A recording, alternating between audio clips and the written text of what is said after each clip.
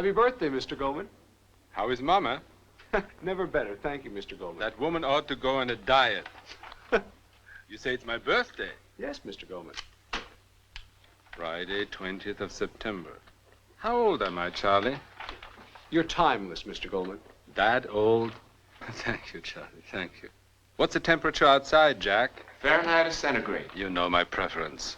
68.5 Fahrenheit. 68.5. It's cold in here. If I wasn't so old, I'd done my vicuna. Matilda always adored me in my vicuna. It's a house without a woman, Charlie. I ought to get a new wife. Yes, Mr. Goldman. It's all these empty closets that are getting me down. All those coat hangers with no dresses on them. Man without a woman. Man without a woman. When are we due at the banks? 1107 National Bank of North America, 1122 Royal Bank of Canada, 1147 Security National, 1240 the Sterling. When do I see DeWitt? It's coming from Boston this afternoon, Mr. Goldman. Call Schwab. Tell him I'm in. For how much, Mr. Goldman? All the way, Charlie. He's my blood brother. You know, the thing about the woman, Charlie, where do I go tonight? The opera tonight, Mr. Goldman. You're escorting the Duchess. There are 22 begging letters this morning. I'll give him a little something, but not too much.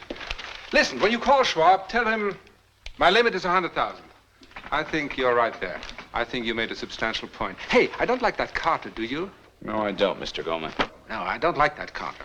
I don't trust him. I don't trust him either. Did you find the McTavish lease? Yes, sir, here it is.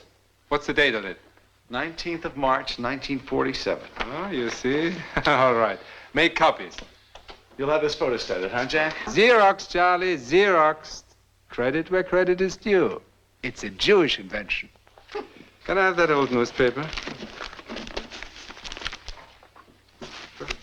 Mr. Goldman, there's currency in here. Maybe $1 million in baggies. 2 million, Charlie, 2 million. What's the date on that newspaper? November 20th, 1964. Mr. Goldman, forgive me, but $2 million in cash just sitting here? The New York Herald Tribune. Alava Shalom. Couldn't cut the mustard against the New York Times. Credit where credit is due.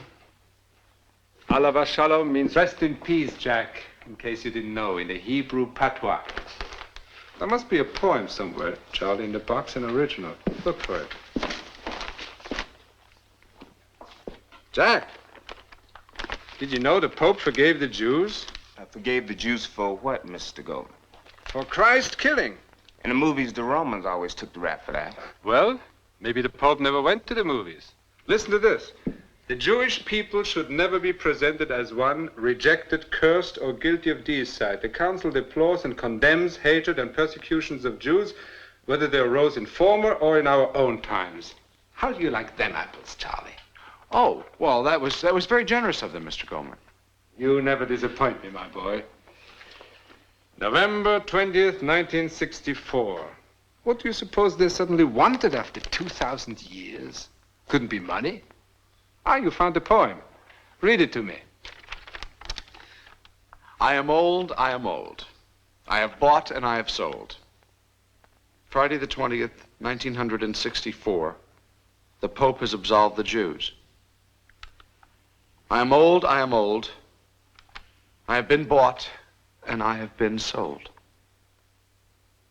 Tear it up, Charlie. Mr. Goldman, what about the money? Leave it for a rainy day.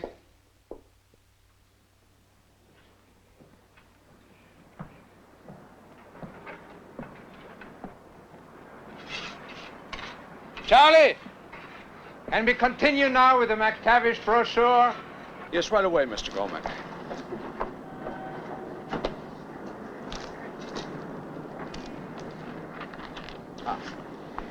It was in the golden spring of 1947. Cut that gold. It was in the spring of 1947, at about the time that Mr. Goldman's Pelican building was about to rise into Charlie, the skies. you've got two abouts. You've got two abouts. Oh, yeah. It was in the spring of 1947, at the time, without the about, then, that Mr. Goldman's Pelican building was about to rise into the skies. that the beginnings of the lease to the McTavish Publishing Company were planted. It's a house without a woman, Charlie.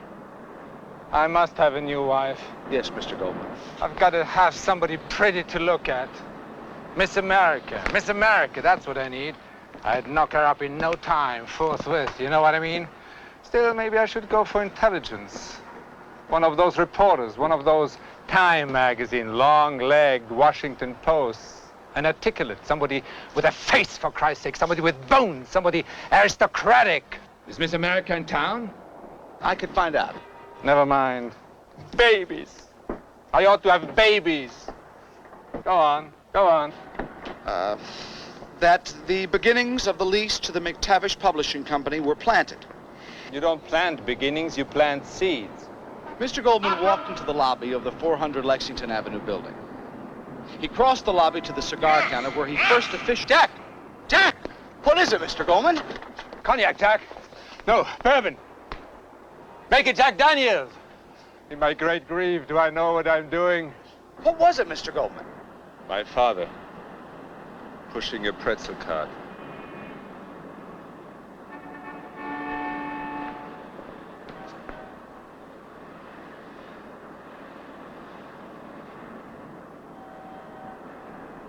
Nobody's going to say, Mr. Goldman, your father was murdered in a shower in Auschwitz in 1943 at the age of 70. So he couldn't be pushing a pretzel cart on Fifth Avenue. Well, what could I expect? Even he was denied thrice before the cock crowed. Shall I go on with the brochure, Mr. Goldman? No, I have to think this out. You're a panther, Jack. You're Muslim? No. Don't matter, you know.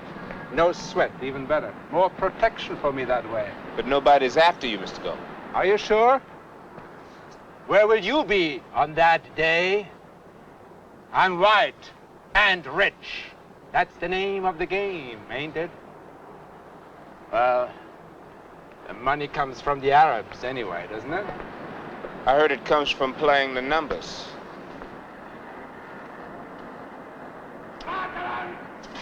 Jack! Jack! Help me.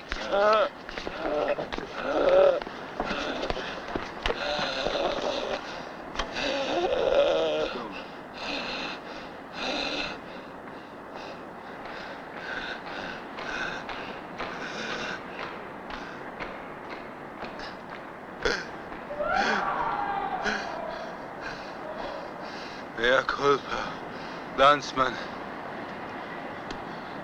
Mea maxima. God, why do I live?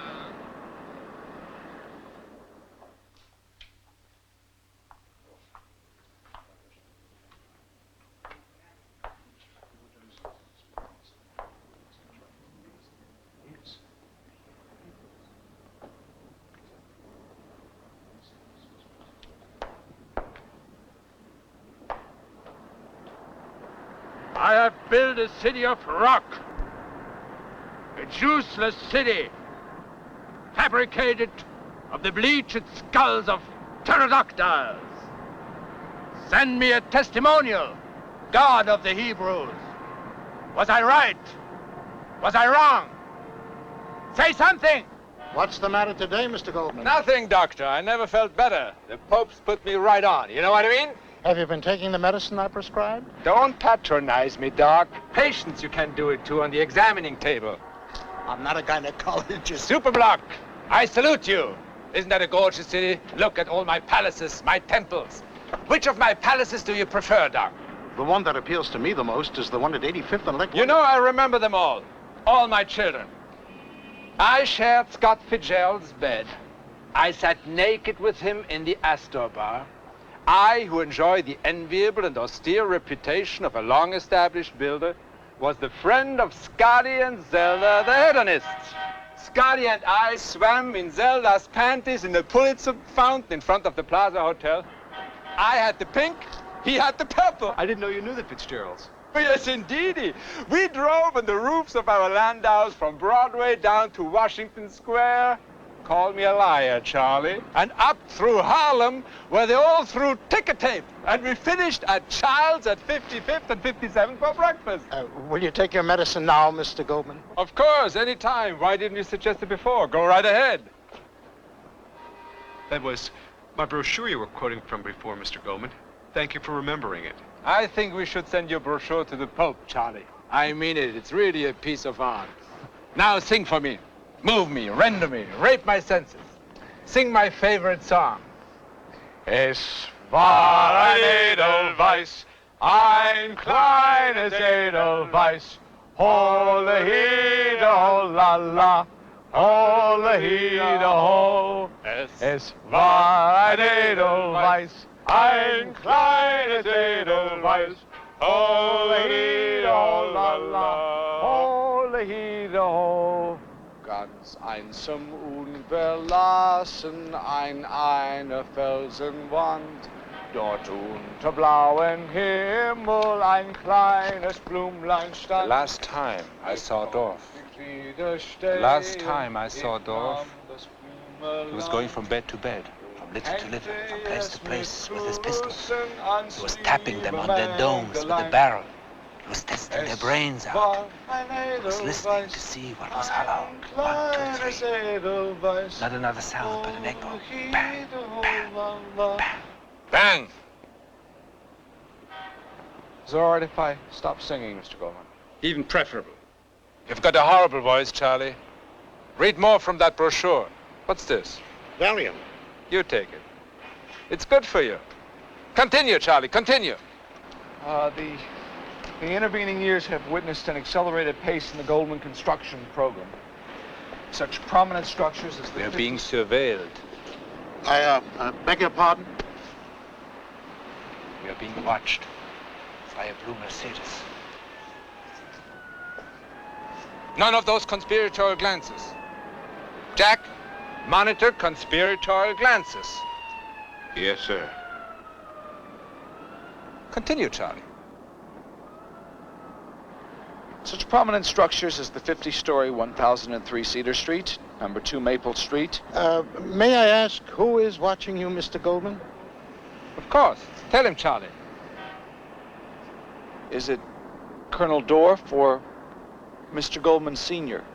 Neither one. Imbecile. May I ask who is Colonel Dorf? You may certainly not.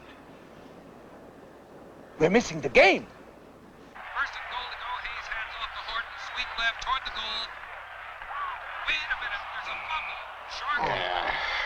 Y.A. Tittle, there was a pro. Why, Tittle. And the Führer said in the Berliner Sportpalast: Es darf nunmehr in der Welt kein Zweifel mehr übrig bleiben. Jetzt spricht nicht mehr ein Führer oder ein Mann. Es spricht das deutsche Volk. God bless America. Let's drink to Y.A. Tittle. Y.A. Tittle, I'll drink to that. Here. 7 months average, you know, a Jew worked in the factories. They had an equation. The food they fed him, plus a 15-hour day, minus his age and his health on a scale of 4. They got optimum use out of him, and then he went to the gas chamber. Unless he was strong. Very strong. I was strong. I was a veritable stalker. And your father? Jaime. Jaime Goldman was your average middle-aged Jew. So he only lasted 5 months. You know, the irony was he really never believed it was happening. Jesus. Oh, no, for Jesus it was only 3 days and 3 nights. You're not drinking, Charlie. I don't feel much like it, Mr. Goldman. Drink. You too, Doctor. When an American talks football, he drinks. Come on. Let's show them we don't have a separate culture. And the Führer said, in order to carry on his existence as a parasite on other people, the Jew is forced to deny the essential evil of his inner nature. The more intelligent the individual Jew is, the more he will succeed in this deception. Drink. Act like Gentiles. Assimilate.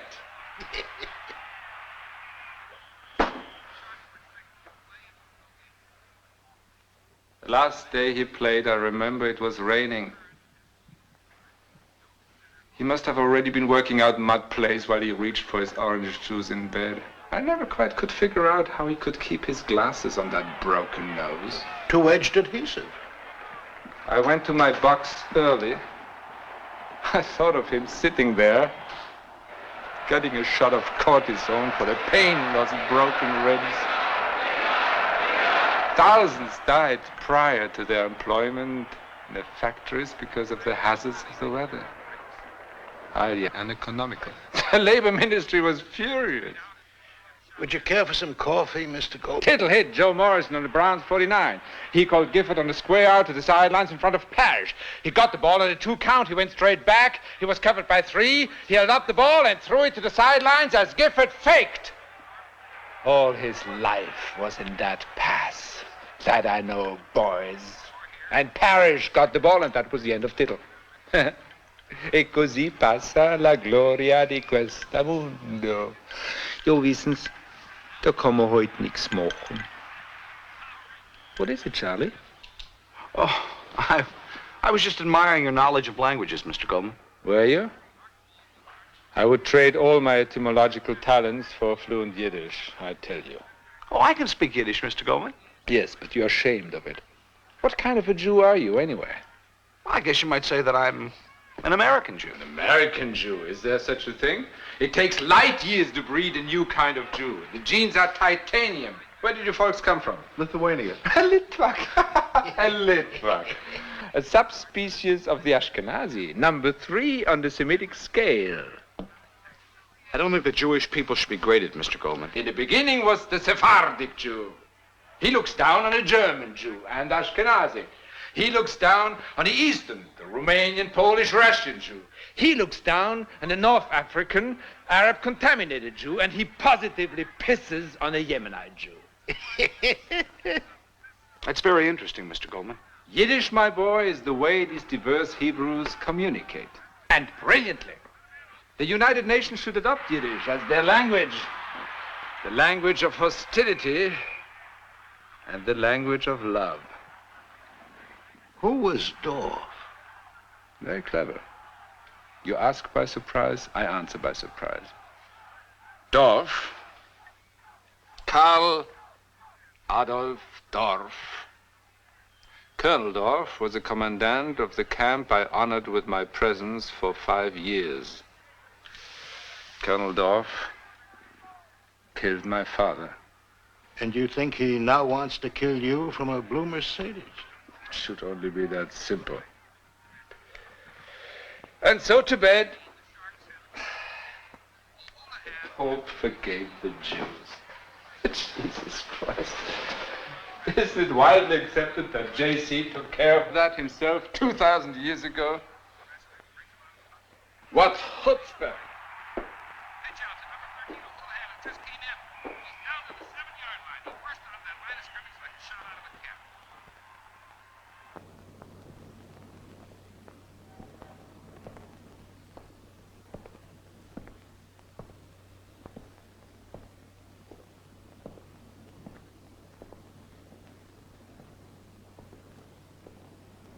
Guten Morgen, meine schöne blonde Arierin.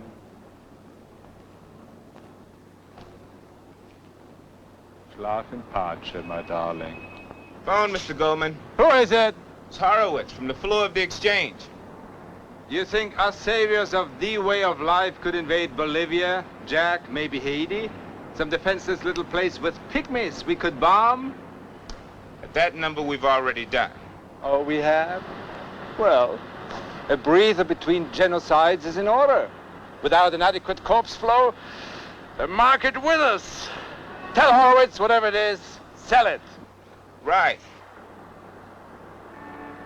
Matilda. My Matilda.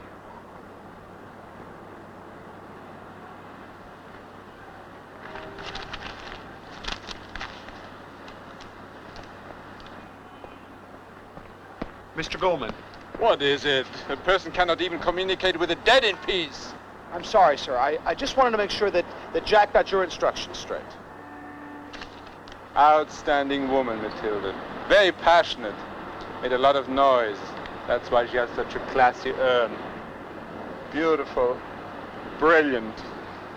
Anti-Semitic. Mr. Goldman, What is it, my son? if you're being watched, you should call the police.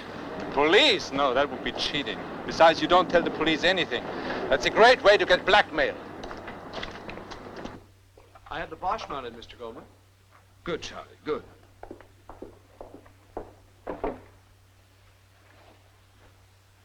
Incredible, isn't it? And 500 years before Freud. He was very, imaginative. Charlie, imaginative. He was a draftsman, a photographer. That's reality, Charlie. That's imaginative. Move me to face the Bosch. It comforts me.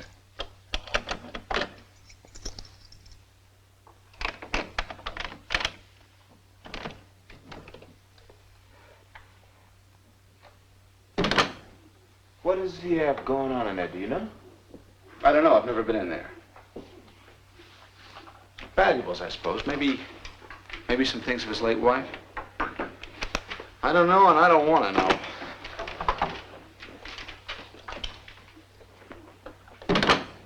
My will, gentlemen, will be found in there. The keys will be in the pockets of my last suit. Your last suit, Mr. Goldman? The one I'm wearing when. Play your cards right and you will be both remembered. Nobody in here but us Jews. Hello? What? No. No, there's no Mr. Betchett here. I'm afraid you've got the wrong number. This is Mr. Arthur Goldman's residence. What did you tell him that for? Put the phone down. You don't tell anybody anything. I'm sorry, Mr. Goldman. I want my coffee. And I want tea, too.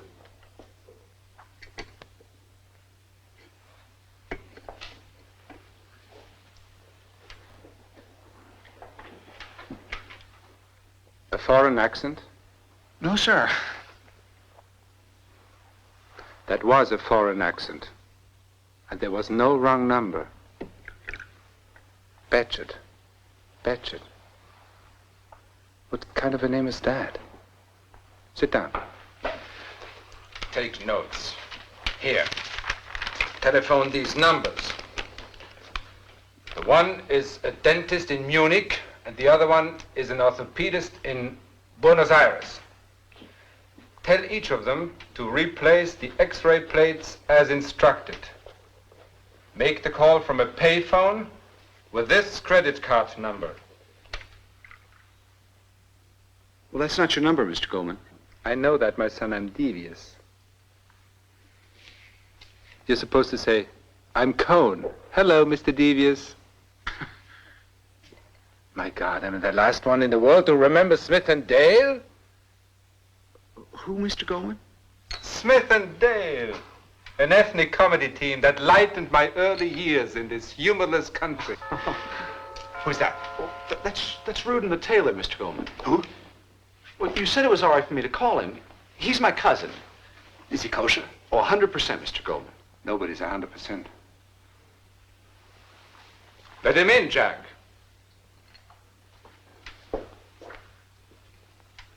I wonder how many Betchetts are there in the telephone book. I'll look it up. This way, please. Yes, you're right. It is Rudin. Rudin the tailor. Forgive us our paranoia, for we know what we do. Coffee, drink? Coffee, please. Black. Smile when you say that, partner. Sit, sit, sit, sit. So, you are making clothes for Charlie? No, Mr. Goldman. He's just my cousin. How much do I pay you, Charlie? $800 a week, Mr. Goldman. $800 a week? Yes, sir. I'm generous. Very generous. You certainly are, Mr. Goldman. And you can't afford a suit from your own cousin? His suits are $800. Well, that's one a week. Stop complaining.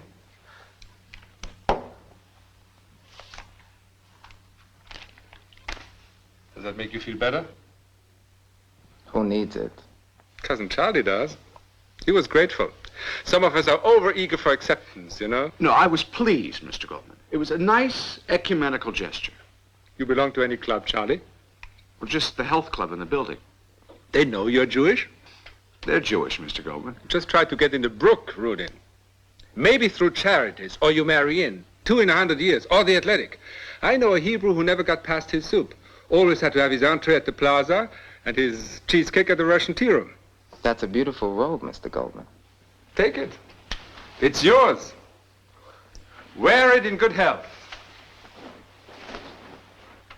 I'm changing my image. Could you make something humble for me? In canvas, maybe? To fool Jack's friends? You got it all wrong, Mr. Goldman. Do it for me in terry cloth. Same style. And for Charlie, make a Vicuna jacket. Certainly. I discovered the secret of America 25 years ago. A silk suit and a Vicuna. What a young man needs to make it. In the winter, you wear the coat. And when you get into the steam heat, you take the coat off. In the summer, you carry the Vicuna over your arm, and when you get into the air conditioning, you put the Vicuna on. Only way to stay alive in America. Many died because of the hazards of the weather. You'll take his measurements, Rudin. That's enormously kind of you, Mr. Goldman. You'll pay for it someday. You know, the Arabs didn't like it. The thing about the Pope, I mean. An imperialist political plot contemplated by countries which, after supporting Israel politically, want to consolidate its expansionist policies through religious backing. You care to comment, Mr. Rudin? Chicken shit. Incidentally, add Cairo to your list, Charlie. The Hilton. Suite 508. Phone them. What should I say? Nothing. I just want the phone call to appear in my phone bill. Thank you, Mr. Rubin. It was very kind of you to come. You have the royal patent now. Thank you. I accompany you. You drive a blue Mercedes? A Pinto. Got any clients named Betchett? No, sir. If you get any, call me. So long, Rudin. You get health in that health club, Charlie? No, I just try to keep trim, Mr. Goldman, you know? You think they would accept me? Why, I think they'd be honored, Mr. Goldman. Why did you do that, Mr. Goldman? Because I couldn't resist it.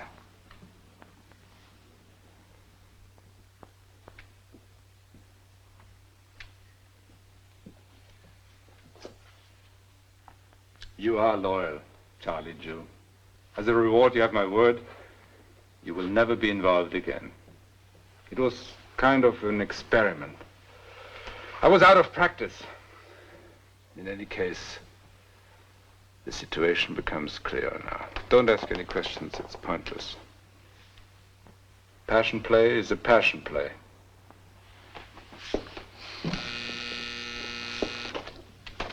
Good morning, Johnson. Morning, Johnson. Morning. Johnson, this is my guest, Mr. Goldman. Mr. Goldman, would you like to get into a sweatshirt and a pair of shorts? Why not? Anything, Yes, anything. Of course. Mr. Goldman is right this way. Keep an eye on that Johnson.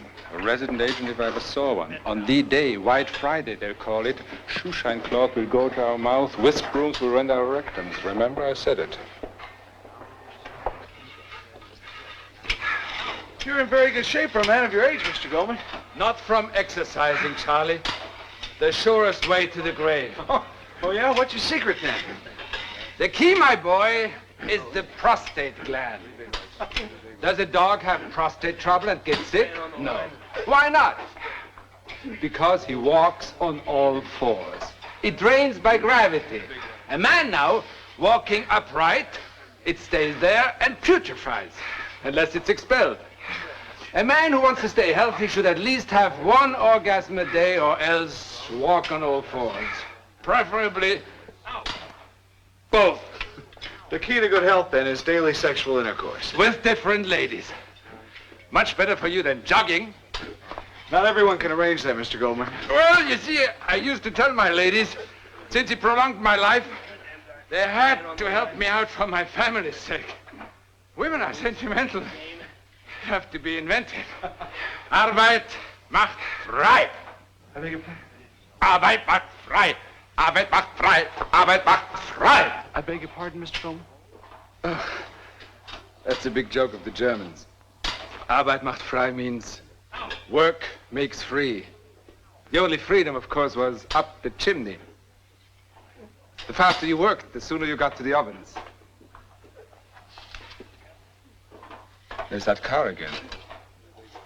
What car? That blue Mercedes.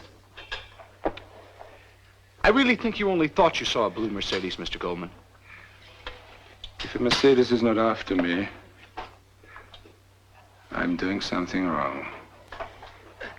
Anyway, sooner or later, when I was down in Medici, I told Betty Grable someday all this Would be hers. I've decided to give a dinner party for princesses only, from all walks of life, the best. Take notes. I don't have my notebook and pen, Mr. Goldman. Then memorize! Yes, sir.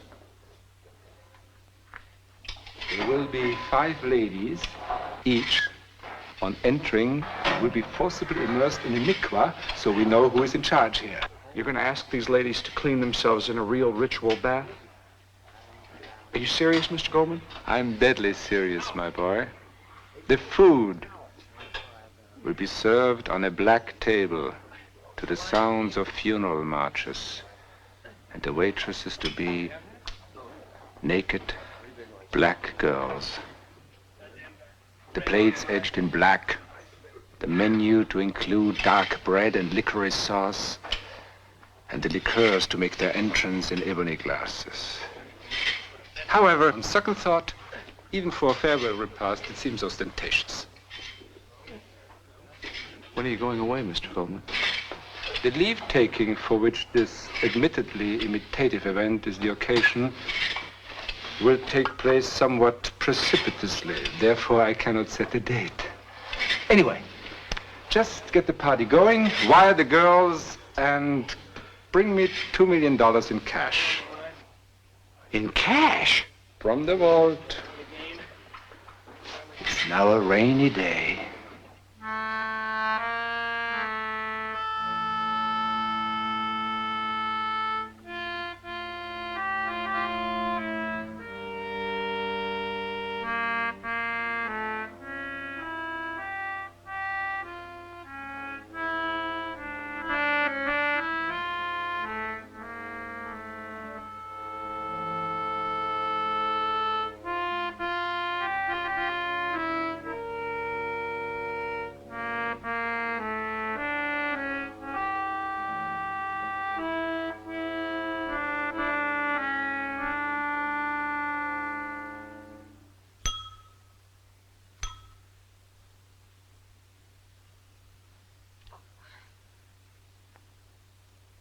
When a man bids farewell to his life, Why, sir? For God's sakes, Arthur.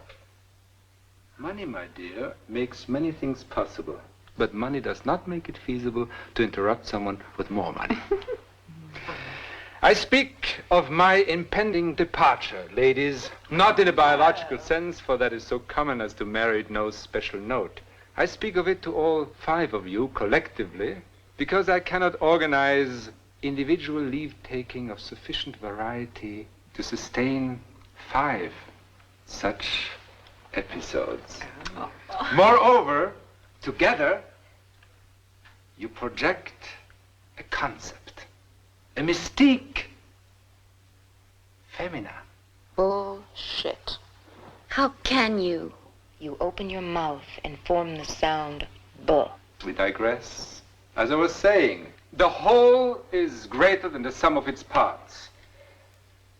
And although I am these days full of meaningless jokes, metaphors, images, and obscure illusions. My heart is in the right place. I put myself to sleep with my eyes open. And because you are the arbitrators of the night, and all thoughts pass through the scrotum on their way to immortality, your grace envelops my departure and gives it purpose. To what this purpose amounts to, I'm adroitly concealing from myself. You make it sound like the Last Supper. You know you was a Meshuggah, don't you?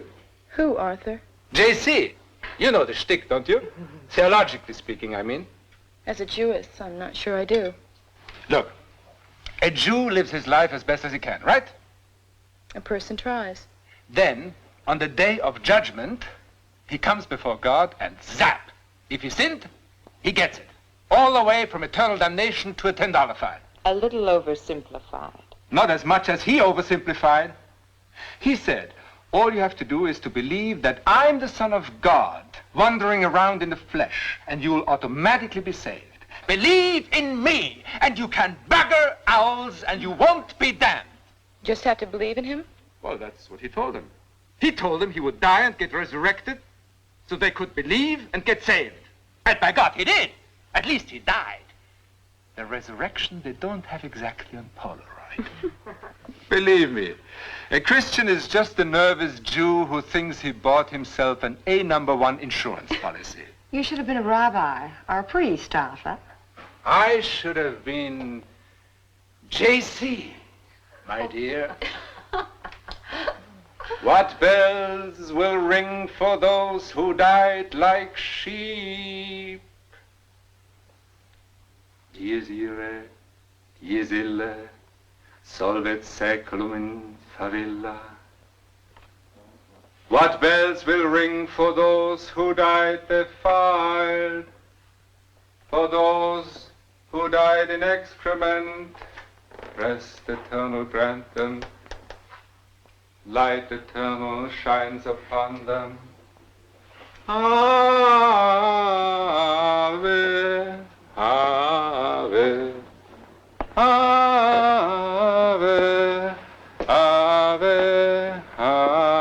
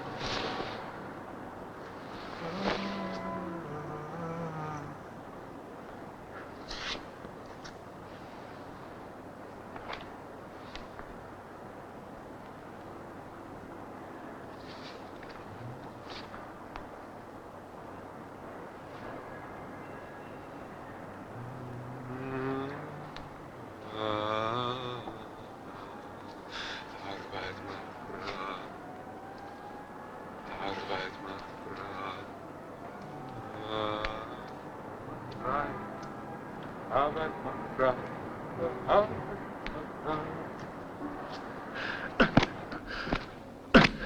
Arbeit macht frei. Arbeit macht frei. Arbeit macht frei.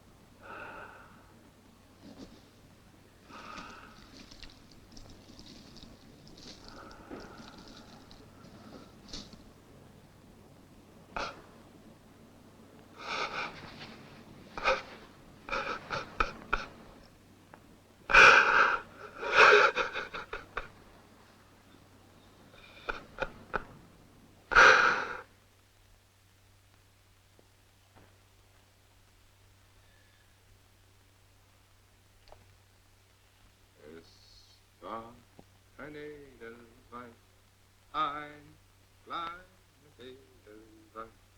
Aria, la, aria.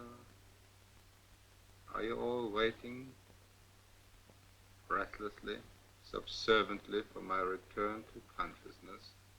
It would kinda help if you got back here, Mr. Goldman. In that case, I shall return. Why did you do this? I was drunk. I've never seen you drunk, Mr. Goldman. All right, I wasn't drunk. Well, then why? I was mugged. By Dorf. On your own terrace? How come he took your shoes? He got tired of those jackboots, Jack. Wanted to try decadent Jewish dancing pumps. I'm going to call the police. No, not the police. The police are an obsession with you, Charlie. Look, Mr. Goldman, this man obviously wants to injure you. No, he has my pumps. All he wants now is my jacket and my pants. But why? Because he wants to be me, of course. You're being sucked into the logic of the mad, Doctor.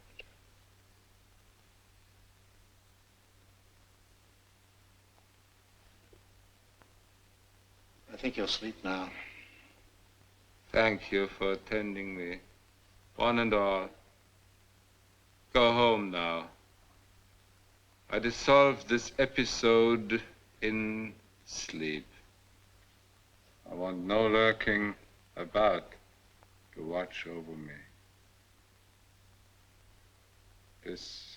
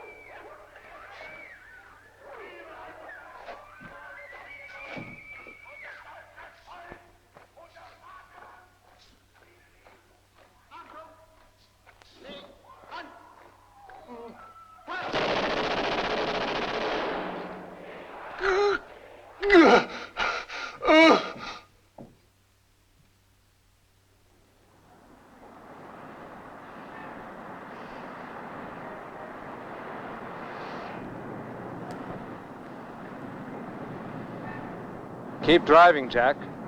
We'll let you know. Yes, Mr. Goldman. There it is again. Is what again? The Mercedes. Ah, now there is a Mercedes, huh? Yes, sir. The one I didn't see from the window of the health club. Yes, sir.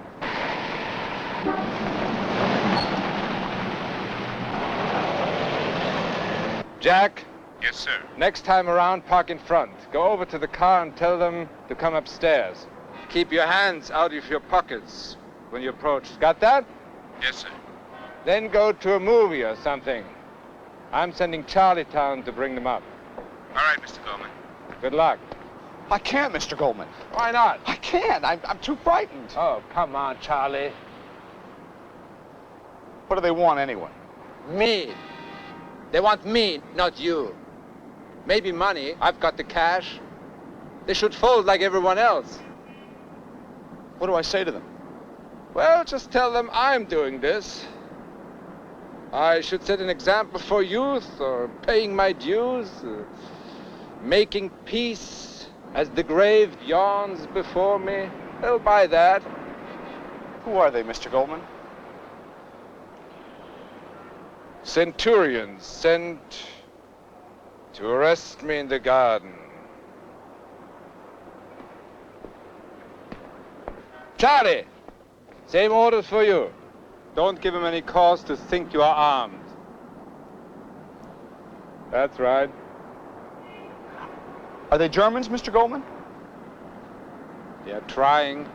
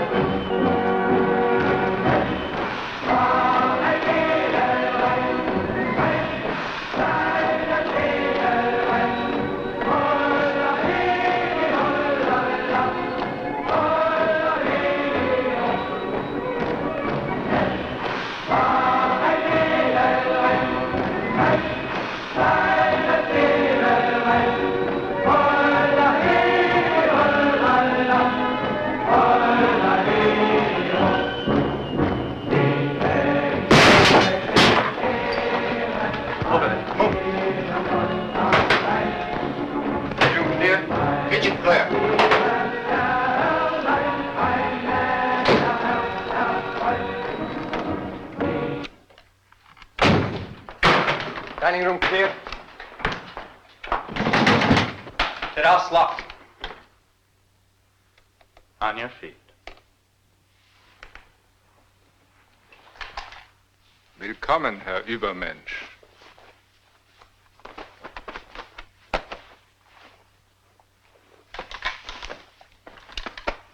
He's unarmed. Get your clothes off. Why are you doing this to Mr. Goldman? This Charlie Cohen? So he claims. Your boss may have a cyanide capsule up his ass. Goering did. Ah.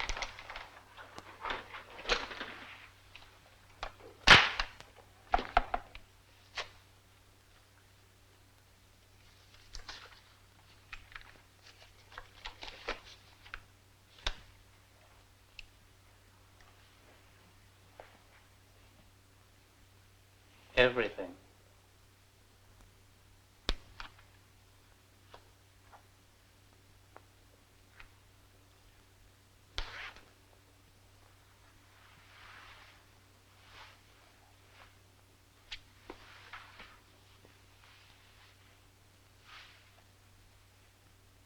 Now bend over.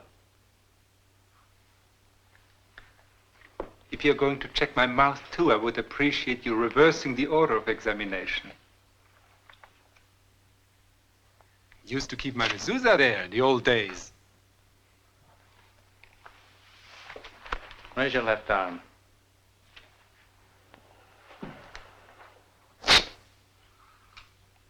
Mr. Goldman, what happened to you? Tried to burn out his insignia and blood type tattoo. Insignia? SS. I beg your pardon? He ran a little concentration camp. That's crazy. Mr. Goldman builds buildings. With showers and ovens.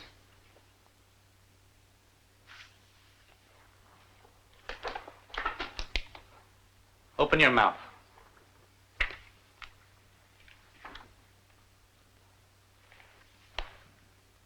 Identical.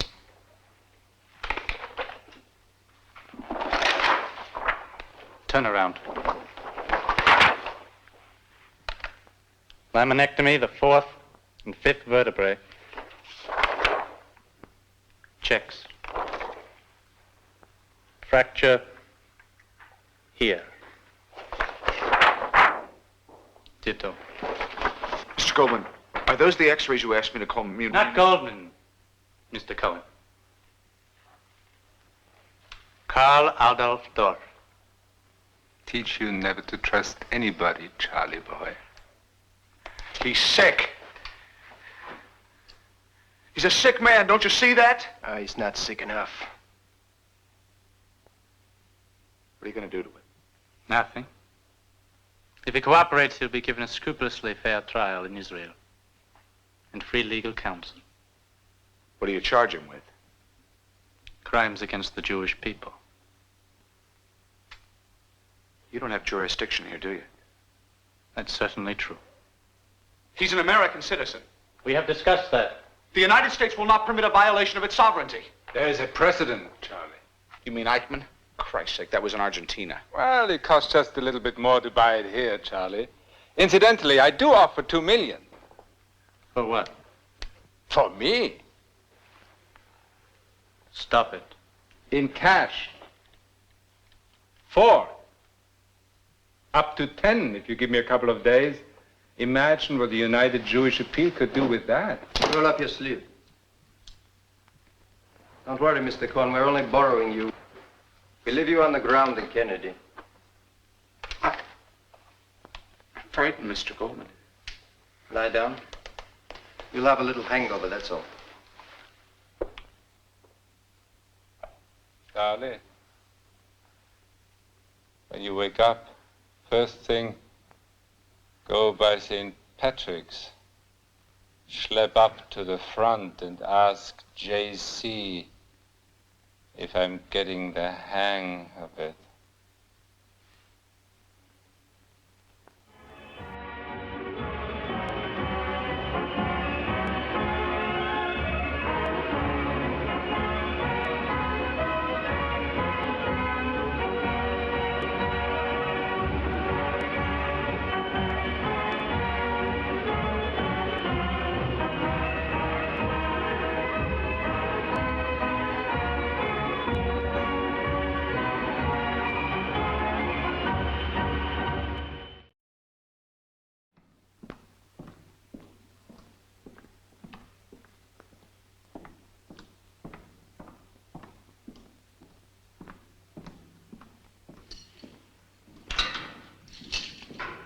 Oh, by God, a princess. Don't tell me I'm being granted connubial privileges. I am Miriam Rosen. I'm the public prosecutor assigned to your case. Lie down and prosecute. I'm told you do not want an attorney. You wish to defend yourself. Who is better qualified? Someone who knows the law. Which law? The Israeli law? Very simple.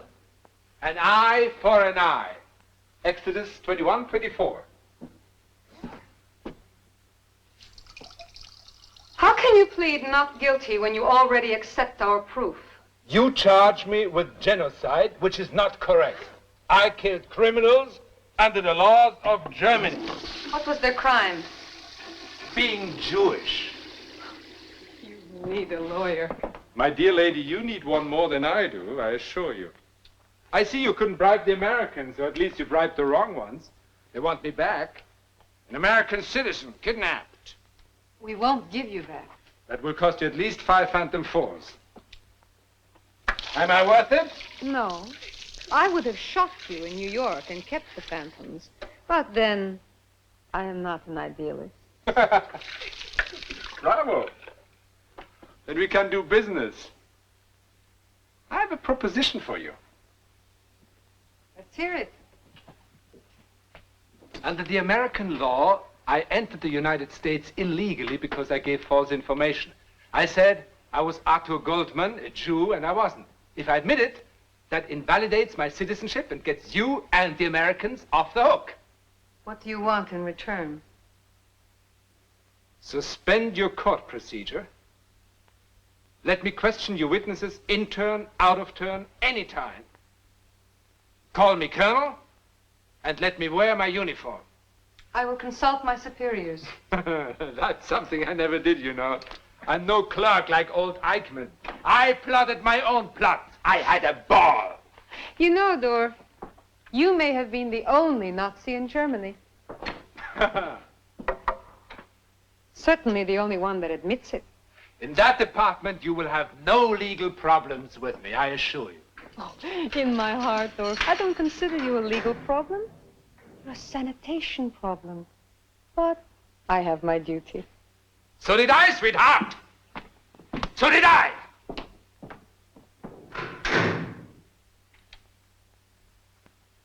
So how is my Rorschach dog? I don't know. I'll examine it later.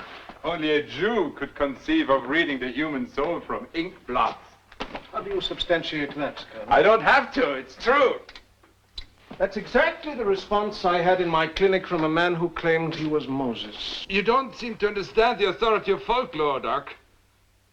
If you repeat it often enough, it becomes the truth, and people act on it. Hunter and hunted, victor and victims, until it becomes the truth. And law becomes law. Humor. A shrink with humor. Churchill. That a name for a Jew? That's my name. Are you a relative? Not unless the Duke of Marlborough was a Hebrew. Possible. But affirmative only on Winston's mother, Jenny Jerome. Possible. But then most of us do have Jewish ancestors. You, for instance. Even the Fuhrer. Hey, I have a question. If you find me insane, you can't try me. You blow the whole thing. So what's the point of it? You are clinically psychotic, then and now. We're going to try you anyway. On what ground? You were a colonel in the Einsatzgruppen, the mobile killing units of the SS, were you not? Sure. You killed at their orders, freely obeying those orders out of moral conviction? Absolutely. And your conviction was that all Jews had to be exterminated for the good of society? Right on. You believe that? Of course. Why? Well, it's obvious.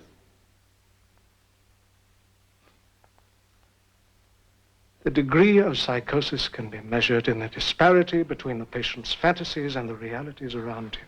It won't work, Doc. What won't work? If I'm psychotic, then 80 million Germans were psychotic. Then half the Gentiles and all the Muslims and the black activists and the Protestant members in the yacht and golf clubs in the United States are psychotic. And even you won't say that. No, I won't say it because I can't prove it medically, but I believe it. Look, you have to get it through your head, Doc. To segregate you, restrict you, persecute you, and exterminate you. Remember, we called it the final solution. These were and are socially approved acts. And socially approved acts, particularly when they are committed by a whole nation, are not psychotic.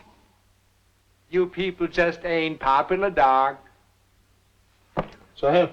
Hey, what are you going to tell them now about me? I'll say that given the time and the place and the mores of Germany in the 1940s, that your behavior was within normal limits. You are a fool. But I'm also going to say that the ability to adjust to a psychotic society is psychotic.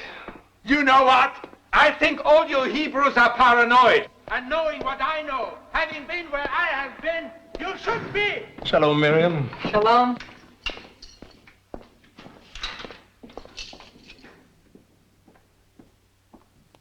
Mimi, sweetheart. Here is your agreement.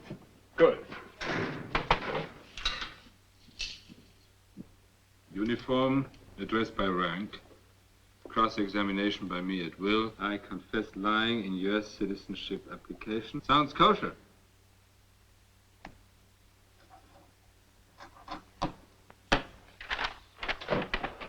I want this published. Where? Everywhere. The New York Times, the Pravda, the Spiegel, Playboy magazine. Open covenants, openly arrived at. Incidentally, why am I not being recorded? You are. Did your wife know that you were not Arthur Goldman? Matilda? No. You see, Matilda was an American. All she knew was I was not poor and not impotent, and whatever else I was not did not interest her. It didn't trouble her that she knew you to be Jewish. No, it excited her. It made her feel like a free spirit, liberal, even a little daring. Her parents, they came from Rutherford, New Jersey, spoke to her as though she had been to the moon or lived with cannibals. You never communicated to her in any way. We're not Jewish. Mimi, sweetheart. The first time I saw Matilda, she and I walked my long-legged wolfhounds down my great terraces and marble corridors. She had legs that began at her throat. When I opened my Sienese door, she stood so awed before my Pompeian frescoes that I could pick her up and hurl her unprotestingly on my Louis XIV bed. I entered her immediately. It was scalding. My eyes bled. What? No foreplay, she said. She came 72 times that night and cried like an angel. We never did communicate, sweetheart. Forgive me. A moment of sentimentality. Did you kill Arthur Goldman? Goldman? I've dedicated my life to it. This isn't the police court. You're not accused of individual homicide. Did you? Well, it's hard to say. I did, in a sense, kill Arthur Goldman, but there was nothing personal. Why did you take his name? I was always farsighted. The Führer, God bless his soul, was never good with military maps. He kept misjudging distances. Why Arthur Goldman? All right. Let me explain the logistics to you. We had a certain camp procedure. We governed the camp through capos. Straw bosses, finks, usually Poles, occasionally Jews. A Jew now, who was on the death list, could sometimes stay alive a week longer if he could bribe a capo. What could he bribe him with in a camp? Well, privilege to eat the scrapings from the SS garbage cans, sexual favors, a rat to eat. All right, so he bribes the capo, then what? Well, our bribing Jew now, let's say Schwartz, takes the name and the number of a healthy Jew who is not on the death list, let's say Arthur Goldman. And this Arthur Goldman is being executed under Schwartz's name and number. You follow? Mm.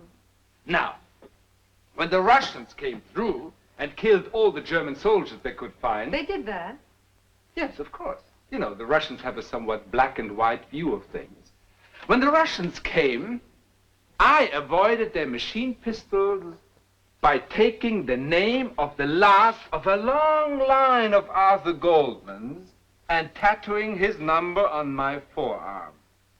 I'd stuffed him into my uniform, so naturally they shot him. So you see, your question is difficult to answer, definitely. The man I killed was only Arthur Goldman 10 times removed. And the Russians pulled the trigger for me.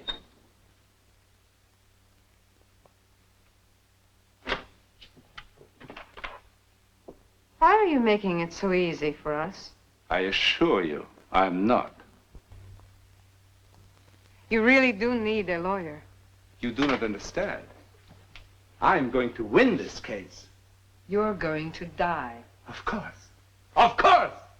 But before I do, those who hear me will feel such contempt for the easy, quivering victims of Colonel Dorff, and will have such guilt for what they feel that they say, end this, black it out, send them all to the showers, so they stop pointing their fingers at me for being what I am, surviving and untested.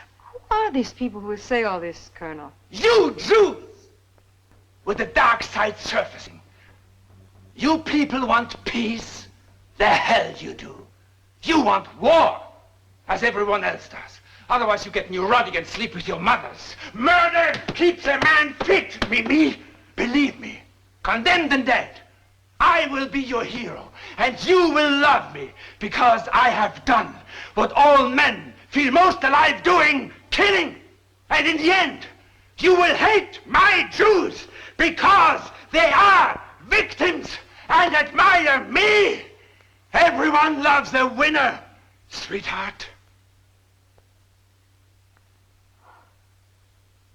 See you in court, Colonel.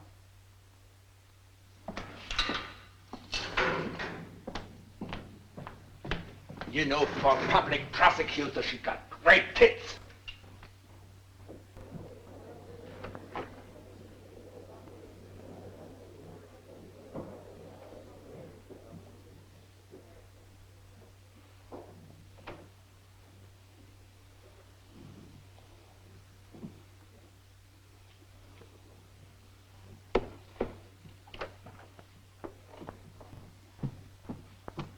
Hey, what's this, Your Honor?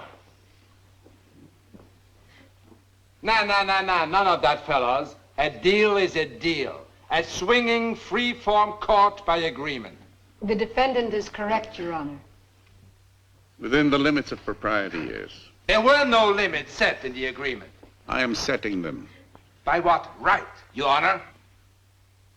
Because I sit here. You of all people should understand that, Colonel. Because I sit here. You know, that was a prejudicial remark. I do not sit without prejudice. However, since I must determine your guilt or innocence on the basis of the evidence about to be presented in this court, it doesn't matter. Your Honor, you seem to be an honest Jew.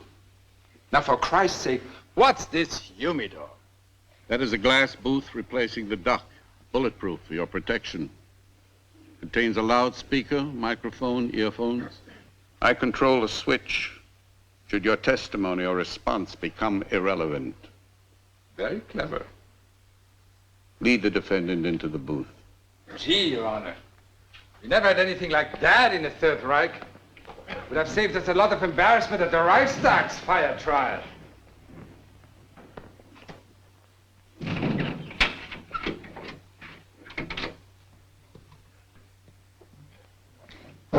Testing 1, 2, 3, 4. Testing 1, 2, 3, 4. Am I live? Yes, thank you. Not at all. Mrs. Rosen?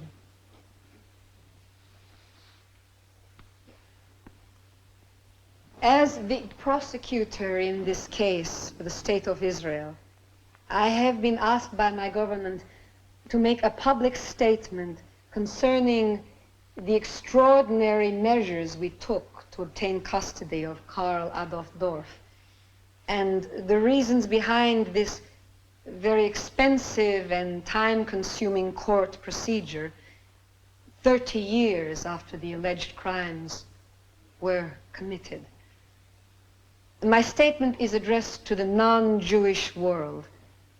Certainly, no Jew requires an explanation.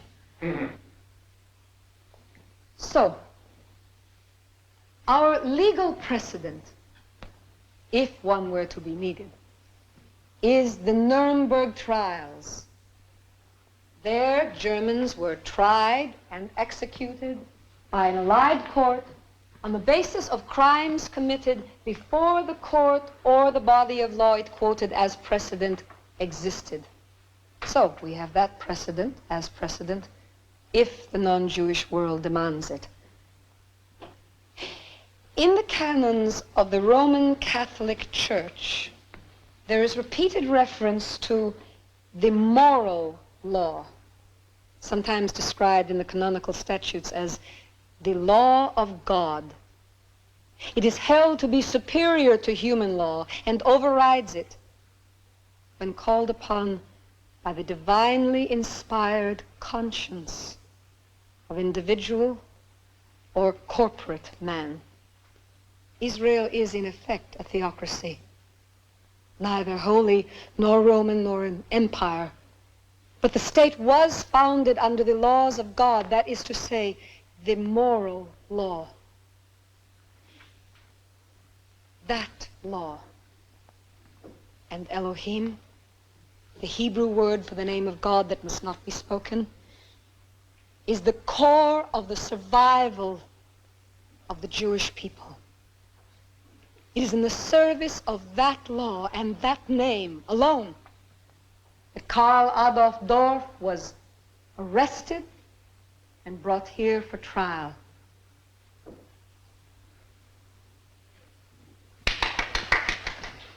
May I say something, Your Honor? If it is relevant. It is relevant.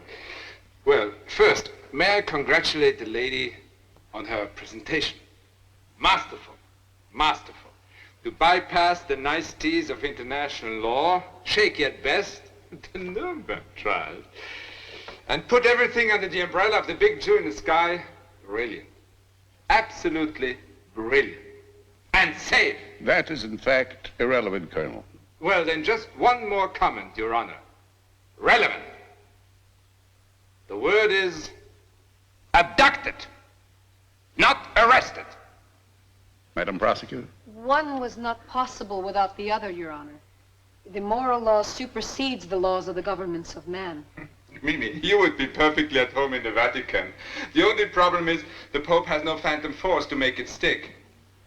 I suggest you call your first witness.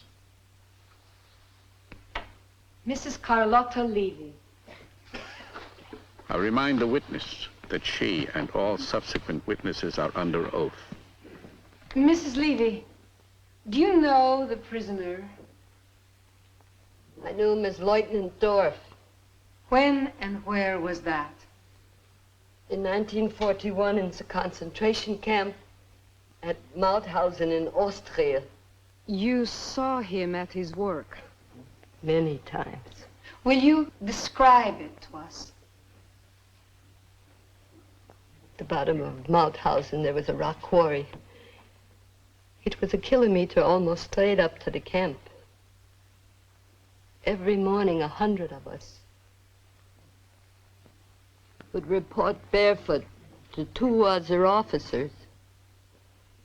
They would supervise, or we would pile rocks on each other's backs. Then we would have to walk up to the camp.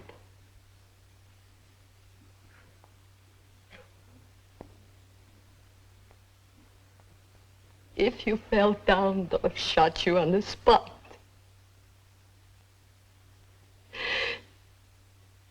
If you did not, each day they would pile more rocks until you did. I remember you. You did great. Marvelous constitution.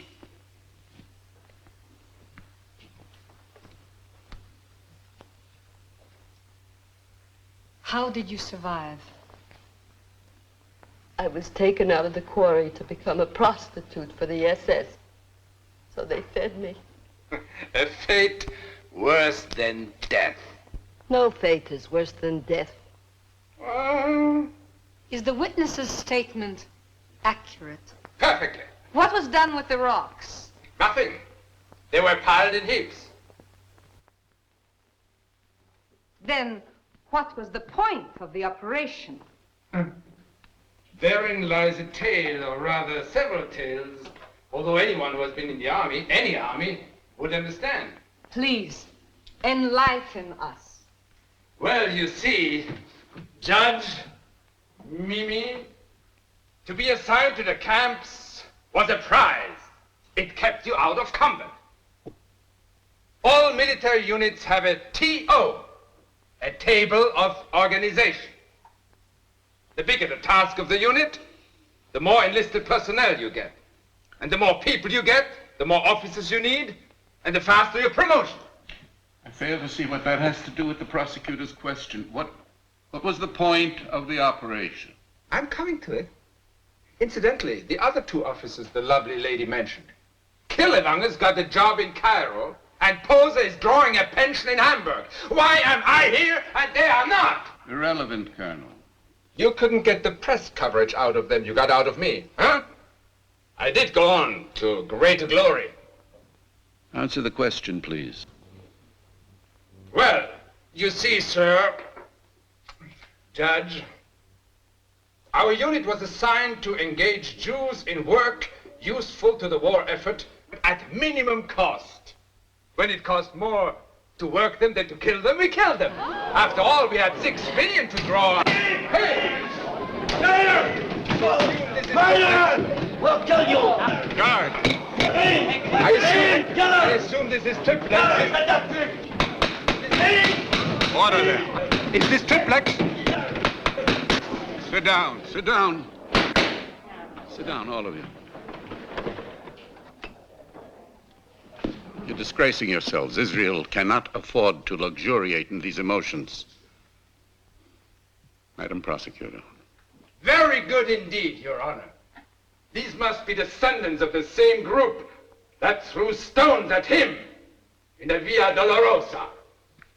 Colonel Dorr, you have told us the quarry work was useless. We knew that. They knew that. But headquarters didn't. You see, in order to stay out of combat, we had to establish Mauthausen. In order to establish Mauthausen, we had to invent some kind of work which, on the books, would look useful to the war effort. I came up with the rock idea. Why didn't you simply kill the prisoners, since that was your ultimate goal? You don't seem to understand the military mind. We had to kill them in a work process, according to orders. So we had to invent the work process. Believe me, it was tedious. Our investigations indicate that you developed a way of relieving the tedium. What was that? Well, it was childish, and I'm a little ashamed of it. We had a pool going. We numbered each day's batch, and the officer who came up with the largest number of survivors would win a bottle of schnapps. We stopped it. We stopped it when we found out that some of the officers were putting lighter loads on their numbers so they would survive and win that bottle of schnapps. Thank you, Colonel. Thank you, Mrs. Levy. I call Joachim Berger.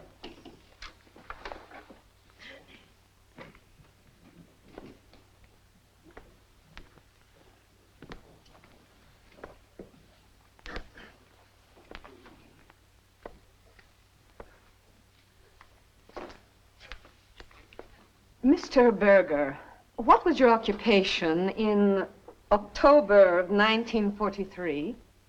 I was a cinematographer with the rank of captain, attached to the Ministry of Information under Joseph Goebbels. Where were you on October 11th of that year? The village of Talnia, occupied Poland. What were you doing there? I had been ordered to photograph a punitive operation conducted by the counterinsurgency section of the SS in the ghetto of Talnia. Will you describe for the court what you photographed? Our opening sequence was staged before dawn. I remember we had to use 5-kilowatt arcs to light the streets. Yes? Colonel Dorff's black shirts rolled up in open trucks. They ran into the houses, ran up the stairs, and threw all the male Jews they found out of the windows. How old were these Jews? Under 13 and over 60. The others were, of course, already in the camps, working. Tell the court how you became certain of the age of the victims. We had to move in for close-ups. They held back throwing some of them out of the windows so that we could change our setups. And then, Mr. Berger? Those that could walk were made to stand against the wall. The others were tied in place, some 50 or 60 altogether. Then, as we moved the camera along the wall behind the guns, they went off in succession. What happened? Well, a 9.2 millimeter shell is very powerful to use at close range. The people exploded. They disintegrated. Yes. Into pieces.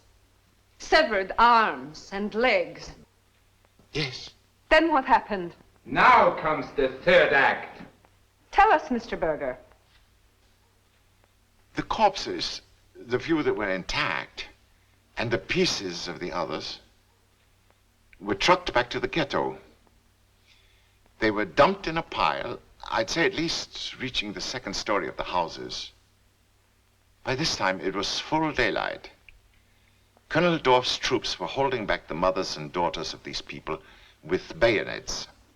Then, at a signal, they were all allowed to rush to the pile to try to find their sons and fathers, or to try to assemble what they found.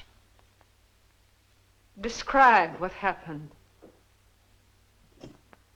An old lady would find an arm with a familiar ring on it. That would dislodge other parts of bodies, and they would all come tumbling down. Sometimes a woman would discover the head of a son or a father. When that happened, Colonel Dorff would make us shoot extreme close-ups with handheld Arriflexes. Thank you, Mr. Berger. What was done with the film, Colonel? We made a title which bloomed out of these last close-ups. It said in Polish, "Obey the German occupation or this will happen in your town." We played it first run in every theater in Poland. So these executions were staged deliberately for the cameras. Well, you see, Joseph needed a propaganda film to make himself look useful and to keep his office in business. And I needed a counter-insurgency operation for the same reason. Clarify, please. Well, there wasn't any insurgency, but if you have a counter-insurgency, you stay in business because everyone assumes the insurgency. That keeps you looting and raping behind the lines in style while the rest of the army is dying at the front. I understand the Americans developed it to a fine point in Vietnam. The My Lai massacre was a classic. Irrelevant, Colonel. I doubt it, but I subside. In any case, Mimi, the whole operation was for Joseph and me a happy coincidence. Your Honor, in the interest of justice, we scoured the world of Colonel Dorff's contemporaries to find even one person who would defend him, who would speak well of him. We found one. I call Charles Cohn. Charlie? Charlie, what the hell are you doing here? You don't want I should hang Charlie, a nice Jewish boy like you? God forbid. Got that, Mimi? And he's in my will, inherits the lot.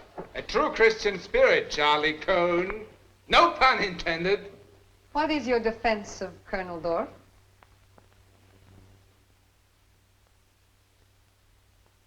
Oh, I couldn't defend Colonel Dorff. I mean, all those concentration camps and whatever he did was before I was born. They had to be exaggerated anyway. Your Honor, the witness is calling me a liar. I mean, I can't believe things like that could have happened. That people could do such things. They happened. Then let's say I don't want to believe it. If I did, I might have to resign from the human race. If you will take a survey of my generation, I think you'll find that that's the prevailing attitude. Yeah, you're right. If you do not want to defend Colonel Dorff, then what are you doing here?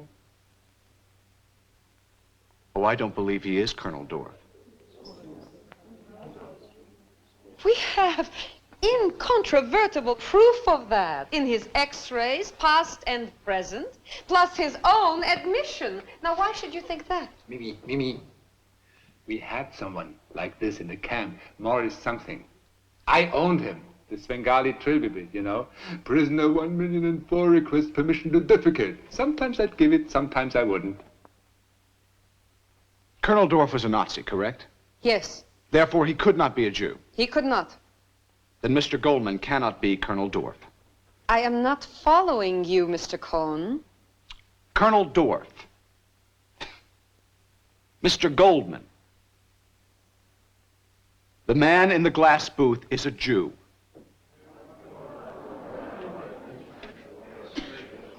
You have every right to say that, young man.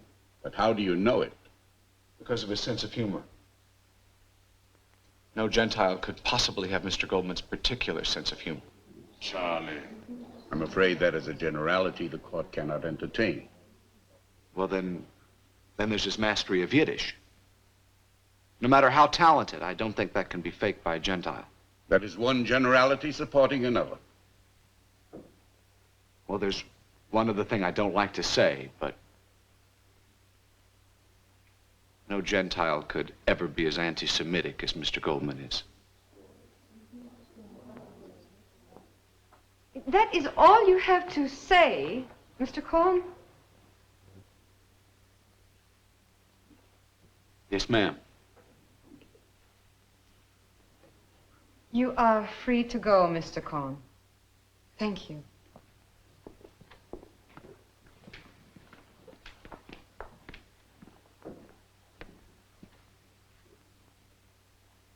I just wanted to help Mr. Goldman. It was a good try, Charlie. And I appreciate your loyalty. I see you are wearing the Vicuna jacket, huh? Yeah, but you gave me.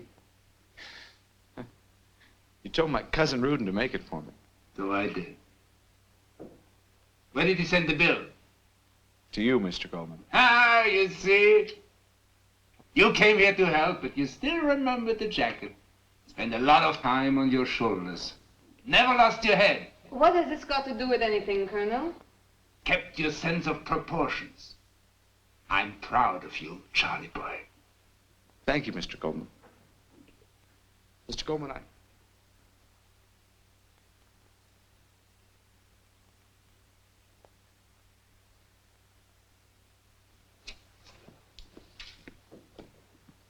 Kiss Mama for me! That woman ought to go on a diet.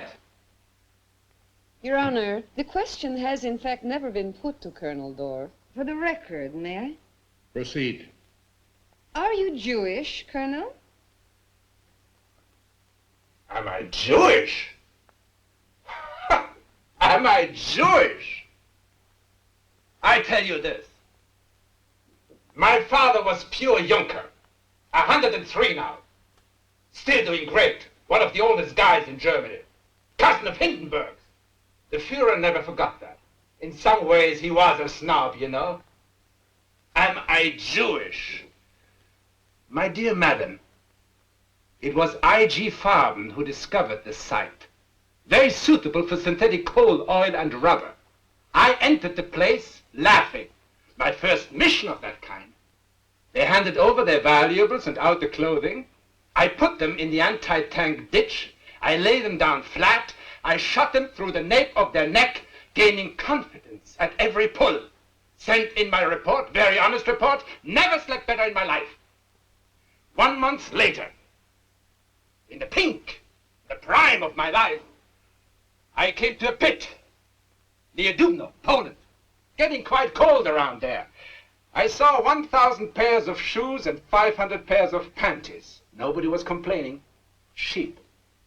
One old grandmother, bold as a coot, should have worn a wig, picks up the baby. The baby laughs, the father laughs, the mother laughs. They all look up at the sky, including the baby. They couldn't believe it was happening, you follow? So I walk over to the mount, I get to the grave. Wedge them in, I say, laughing. Am I Jewish? We light the cigarettes, and we start the shooting. We fill up the bottom. They lay in obligingly from the top. The blood runs down from their heads. They lay in cooperatively from the side. We pack them more, and underneath there's a movement, waving arms and such like. Naked, they go down the steps. They climb on the heads of their people below, and I tell them exactly where. Am I Jewish? They lay on top of their dead and dying, and we shot, shot, shot. I never missed one. And in the end, the last lot was so high on a pyre that we had to hold them with one hand and shoot with the other. Just a day in my life. Just one clear day to enjoy. Am I Jewish?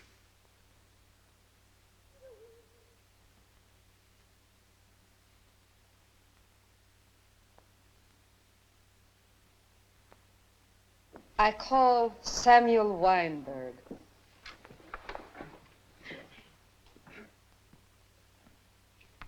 Do you recognize the defendant, Mr. Weinberg? Could I forget him? I dreamed about him every night. Dreamed of killing him in 100 ways. I remember you, Sam. And I most respectfully question it. None of them dreamed of any revenge. They couldn't imagine it. I may not have dreamed of revenge in the camp, but I am making up for it now. I'm glad you corroborate me, Sam. The system is important to remember. The black people get tough in the good old United States. Irrelevant, Colonel. Mr. Weinberg, take the stand.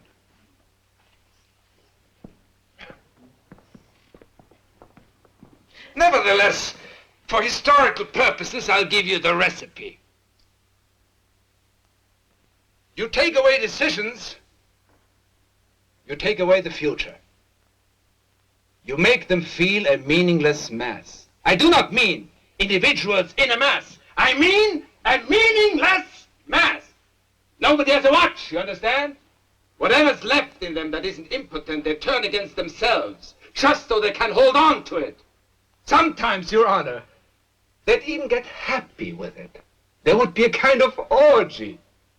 They would be so happy to feel a tiny trickle of energy to be alive that they didn't care if we killed them. It's a great system. Put them down, down, down, as long as you can, as much as you can, and you will rule the world. Was that the system, Mr. Weinberg?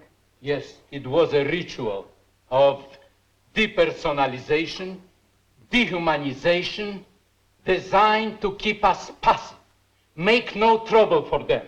Please tell us of the day you first saw Colonel Dorff. We came off the cattle cars. It had been 14 hours from Frankfurt, and we were packed in so we could only stand upright. Some old people died standing up. A woman fell asleep and dropped her baby, and it died on the floor. Colonel Dorff was on the train? Certainly not. I was waiting for them at the camp. What did he do there? He lined us all up on the gravel.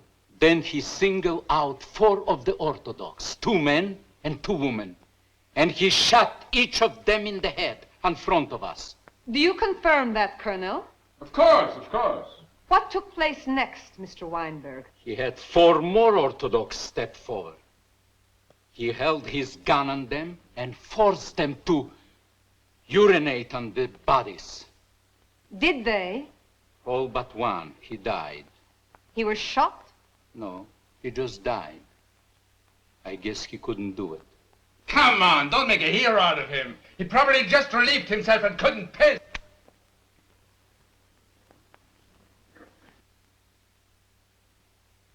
I have a question, Mr. Weinberg. Mrs. Rosen. Yes, Your Honor. It is suggested by Colonel Dorff's comments about heroism, and it's a question which has always troubled the witnesses to the Holocaust. Ask it, Your Honor. There were hundreds of you assembled in the freight yards of Frankfurt. Yes.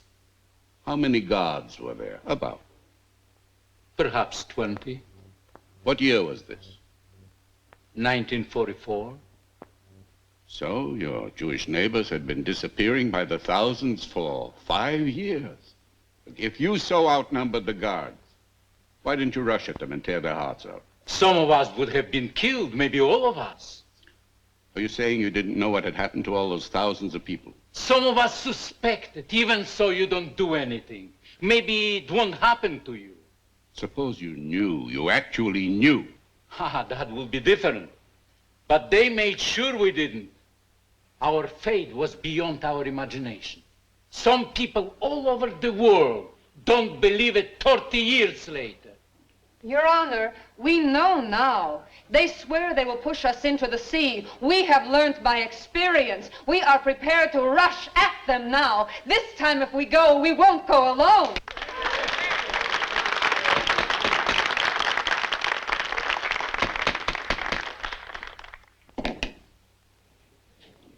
You are out of order, Mrs. Rosen.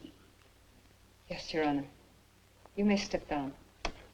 Goddamn Mimi, you're a pistol. Another time, another place, I could have been your husband.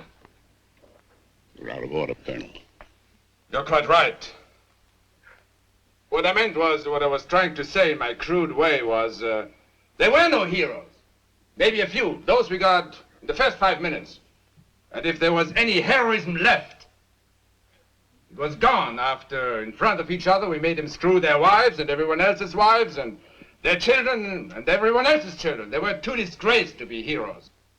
Are you finished, Colonel? I was just warming up. You questioned, Your Honor, and its ancillary questions. How did it happen? How was it possible? I will tell you. It happened out of love. Do not make the mistake of thinking it happened out of hate. It happened out of love. The most dangerous virtue of all. I promise you love. People of Israel, let me speak to you of our Führer. Let me speak to you of our Führer with love. He who answered our German need. He who rescued us from our most terrible fears. He who made us believe in ourselves. His family background was commonplace, his education negligible, his appearance undistinguished. To whom did he appeal? To the people. When he spoke, at first, he was shy, he would hesitate, he would stammer, his body stiff, his voice hushed. But then the words came stronger, came steadier, came louder. His body grew free. He would bang out his right arm like a hammer. Louder and louder he spoke, a torrent, a waterfall. The climaxes were shouted and shouted out and up and beyond. Und die göttliche Vorsehung wird uns bis zum Endsieg treiben und wir werden bis zum letzten Blutstropfen, bis zum letzten Mann kämpfen. The end was absolute. Silence. Utter silence. A great wide sweep of the right arm.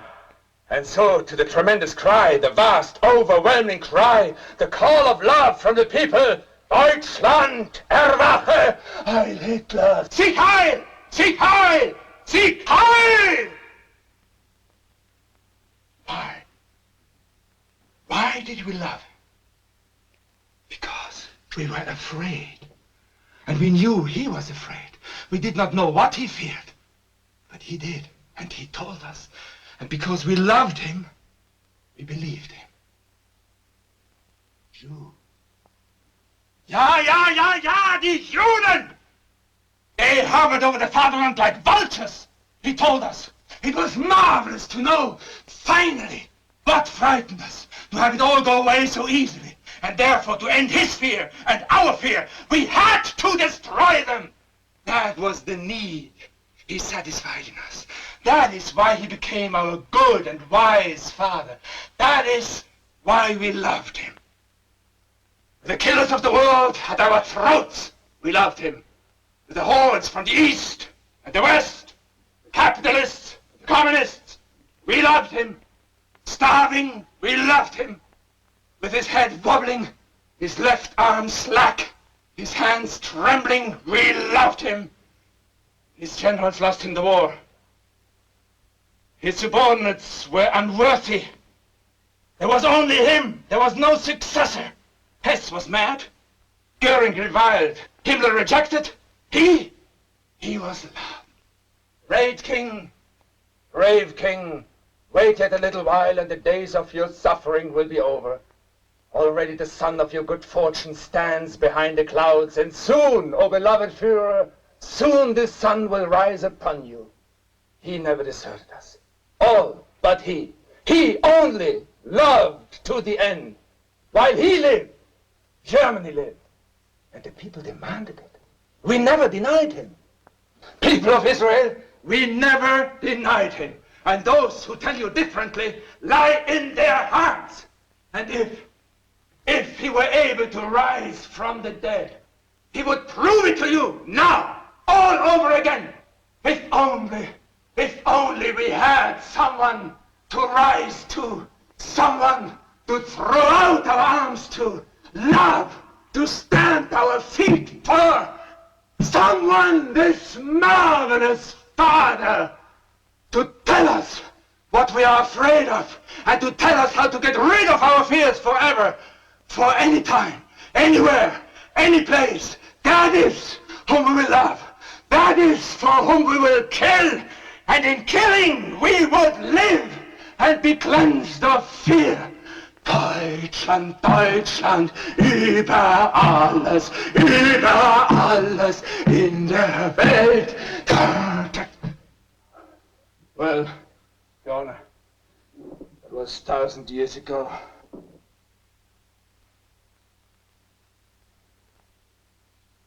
There must have been Germans who didn't agree with you, who hated Hitler.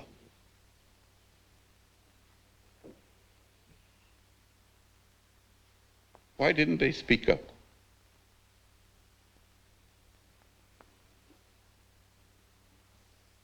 Proceed, please. Your Honor, we have persuaded these two witnesses to come here to publicly corroborate the identity of Colonel Dorf. They were his physicians. Proceed. I call Dr. Schmidt.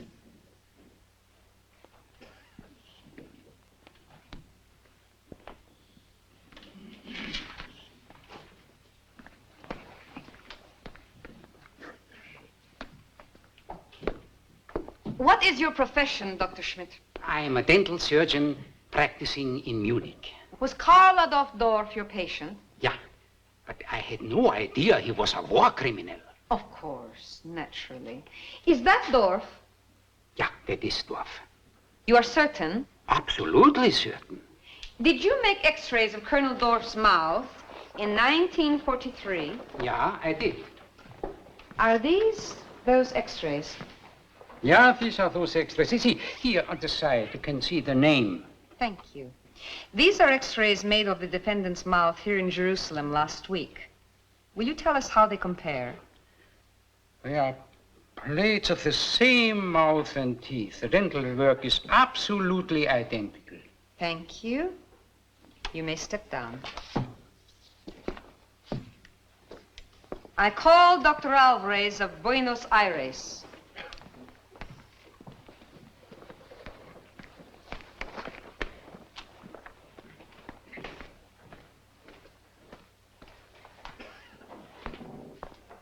What is your medical specialization, Dr. Alvarez?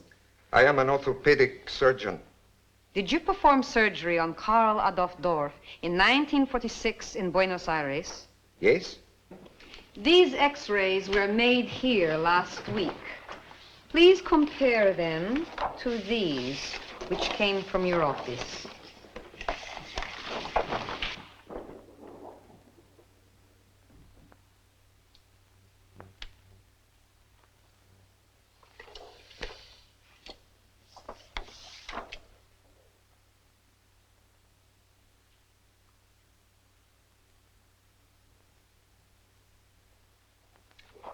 They are identical. Do you recognize the defendant? It was a long time ago.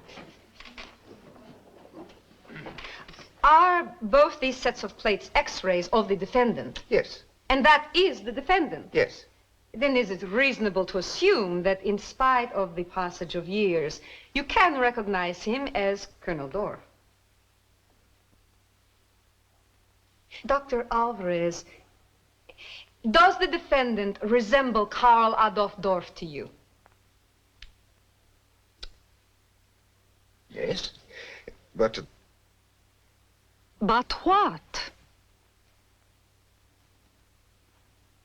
I am a Jew. That is irrelevant, Doctor. No, I have to tell you. Why is it important for us to know that? Because that is not Dorf.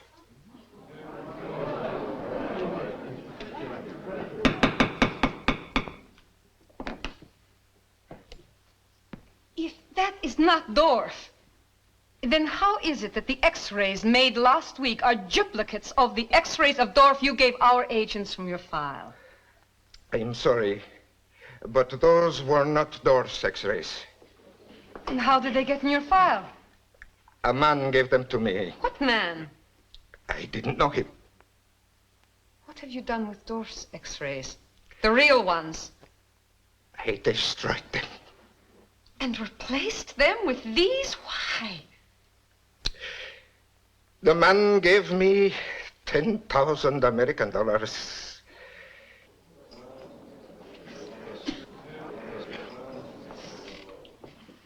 You are dismissed, Dr. Alvarez.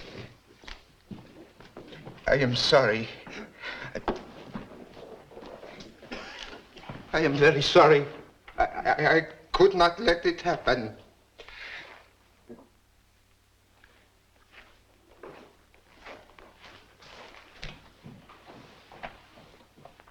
Dr. Schmidt, will you return to the stand, please? Nein, I do not wish. I insist. I am a voluntary witness. You are in Israel and subject to the laws of Israel, specifically those concerned with perjury.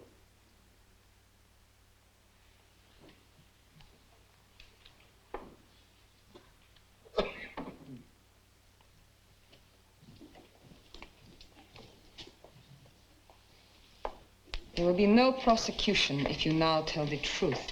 Is that Karl Adolf Dorf? No.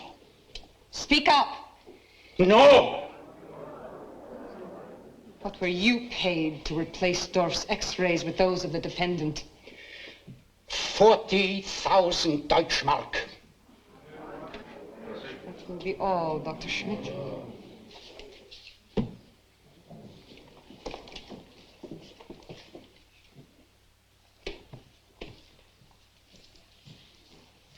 Your Honor, all these x-rays, ours made here, and these substituted in Munich and Buenos Aires for those of Colonel Dorf, are positive identification only of Arthur Goldman.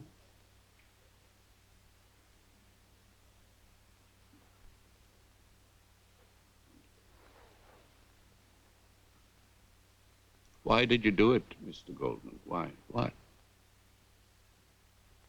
Why did you assume the identity of Colonel Dorf?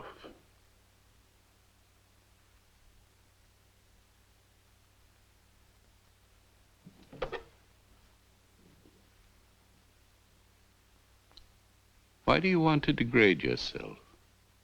Why do you want to take all this guilt upon yourself? Why, Mr. Goldman? Why?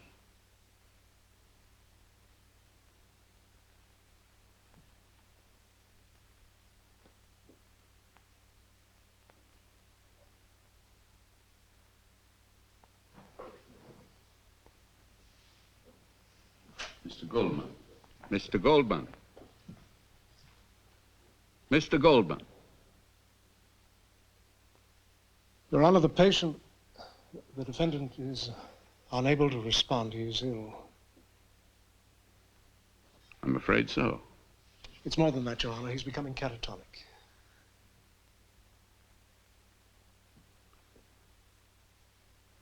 Remove the defendant from the booth. Gently.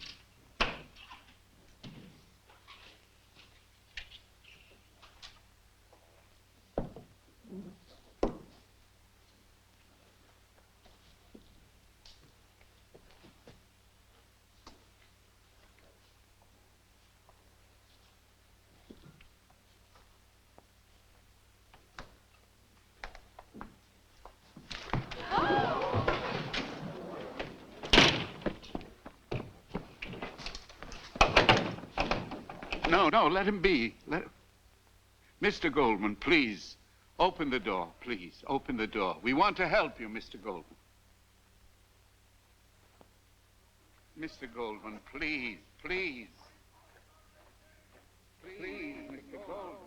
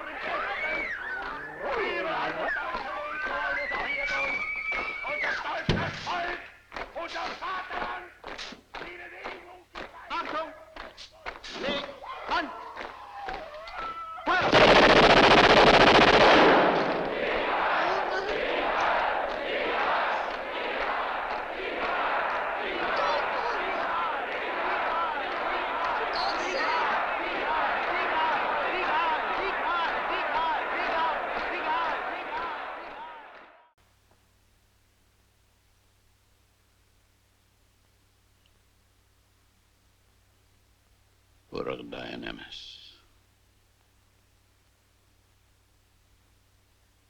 Shema Yisrael, Adonai Eloheinu Adonai Echad.